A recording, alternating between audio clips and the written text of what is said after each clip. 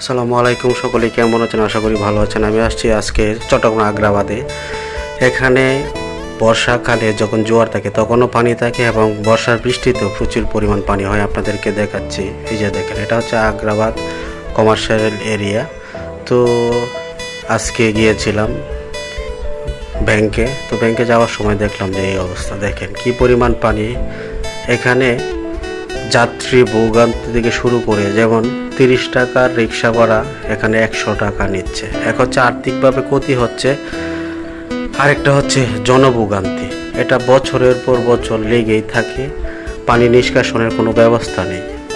তো প্রশাসনের দৃষ্টি আকর্ষণ করছি, এটাকে যেন এরকমভাবে করা হয় যেন এই পানিটা বর্ষাকালে যেন দ্রুত নেমে যেতে পারে। কারণ এইখানে আপনার যত বড় বড় কমার্শিয়াল প্রতিষ্ঠানের অফিস আছে সবগুলি এখানে, ব্যাংক থেকে শুরু করে। তাই আপনাদের কাছে অনুরোধ থাকবে, এই আগ্রাবাদের এই মোড়ে যে পানি জমাট বেঁধে থাকে এগুলি যেন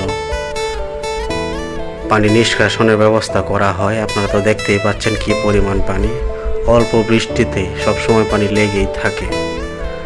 তো এর আগে কাউকে দেখাইতে পারি নাই, তাই আজকে এই পানির সম্মুখীন হলাম। আগ্রাবাদ গিয়েছিলাম বৃষ্টিতে, তো জোয়ারের পানি, এটা সঙ্গে সঙ্গে বৃষ্টি হচ্ছিল। তো নতুন অভিজ্ঞতা।